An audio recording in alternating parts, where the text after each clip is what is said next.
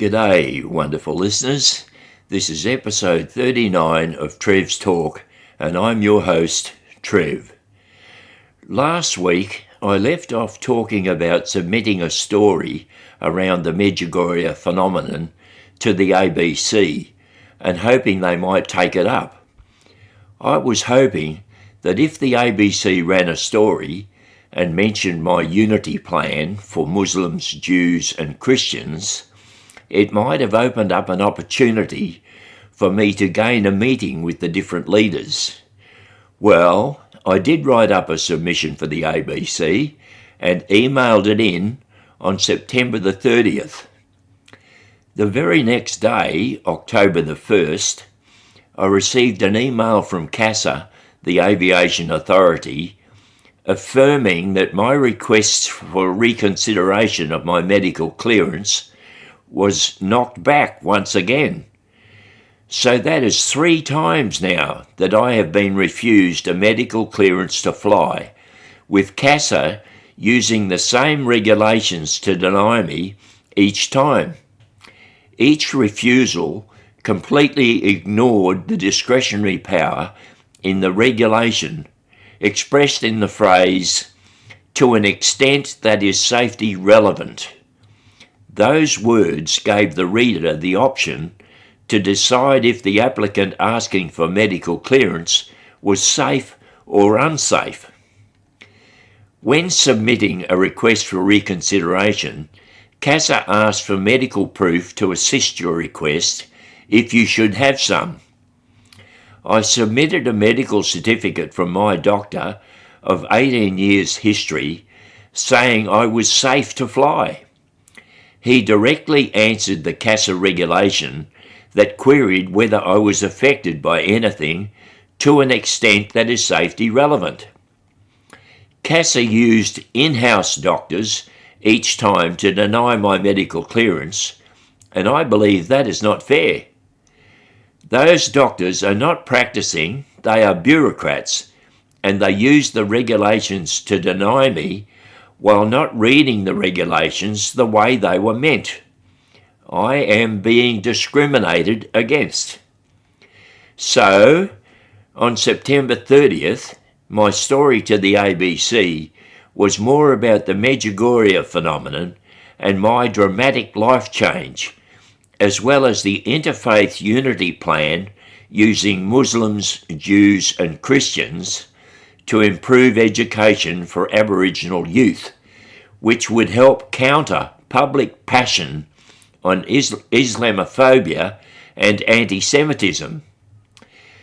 And my follow-up offering, October the 1st, was about my claim of discrimination by CASA bureaucratic doctors in not using their powers correctly by refusing me a medical clearance multiple times using the same flawed excuse. Their claim that I am not safe to fly has been directly opposed by my long-term doctor. Now, I am hoping the ABC will contact me and take up my story. It has been my observation that when you get your story on TV, you get results. If I had not had that dream a year ago, where I passed my flying test and was put in a jaunty mood and confidence, I would have given up my quest to fly long before this. I want a pilot's license so I can fly around the regional towns, giving talks and selling my book. My book tells my story before, during and after my visit to Medjugorje in 1990. I believe everybody should know what is happening there.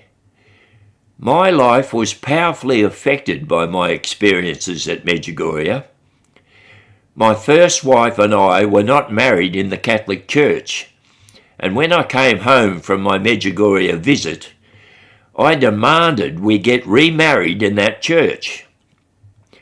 My then wife, who was strongly opposed to the idea of being forced into remarrying that way, decided to go her own way and split from me So I moved out of our home and spent my time doing church things, and my kids stayed with my wife. The mental strain of encounters with the Holy Spirit at Medjugorje, after a 35-year separation from all things religious, was huge. I had rejected God and the church when I was about 14. Add the mental strain of my marriage breakup, and it was just too much for me. I had a mental breakdown in the form of a psychotic episode which the doctors of the time did not properly control with medication. Inferior medication led me to having mental health issues for 9 years, until a bit before Christmas in 2001.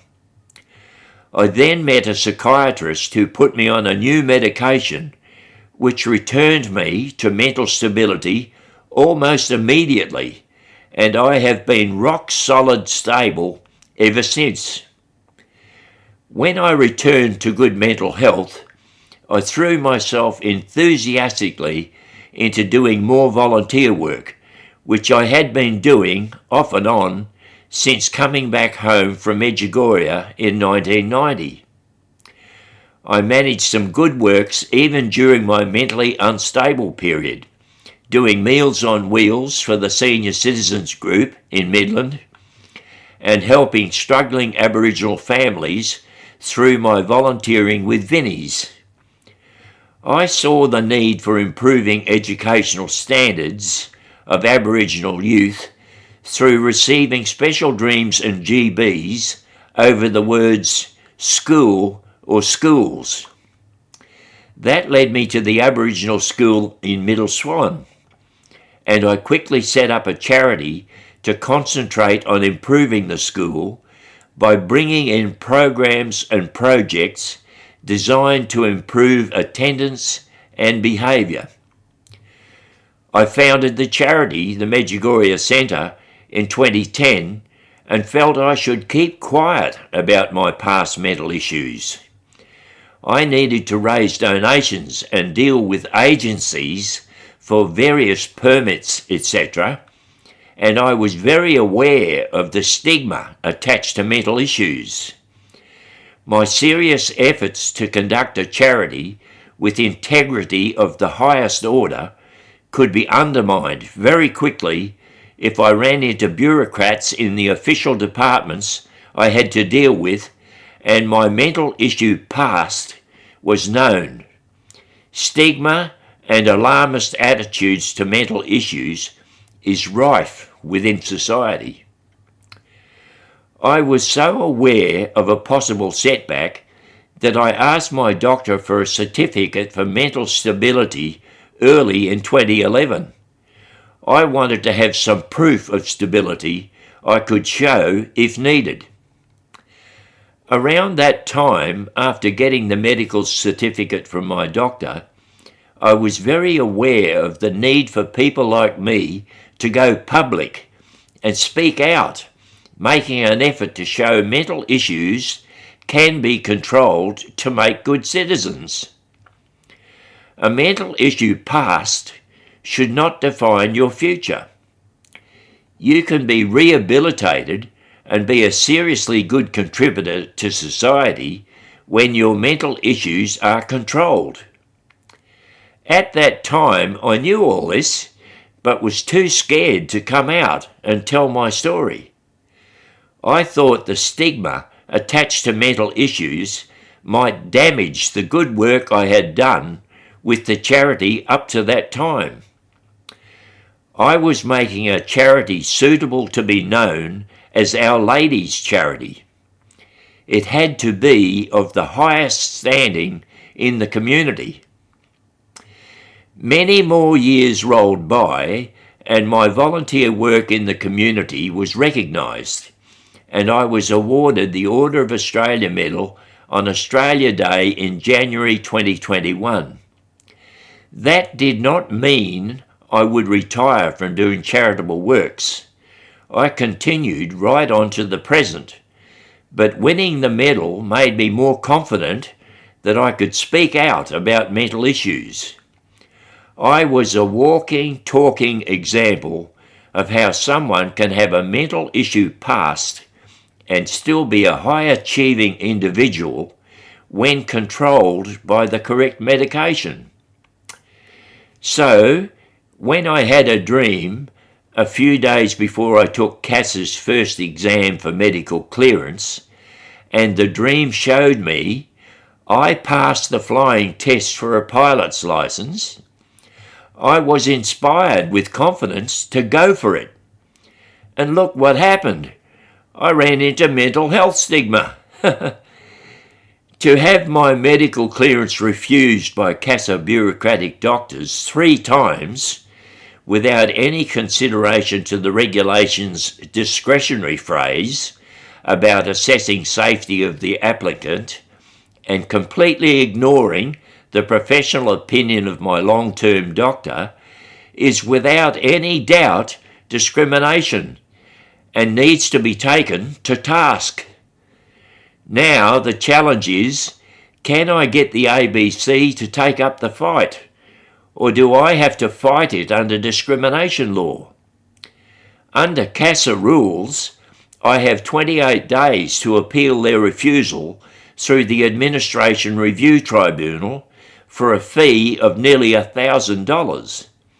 That body is advertising on their website that they are very busy and taking a long time to hear appeals. Anyway, wonderful listeners, keep following in coming weeks to see if my dream of last year comes true and I actually do pass a flying test. If not already doing so, please subscribe, like, share and comment. Help me make a platform that can do good in the world and always speak the truth. This is Trev, tuning out for this week.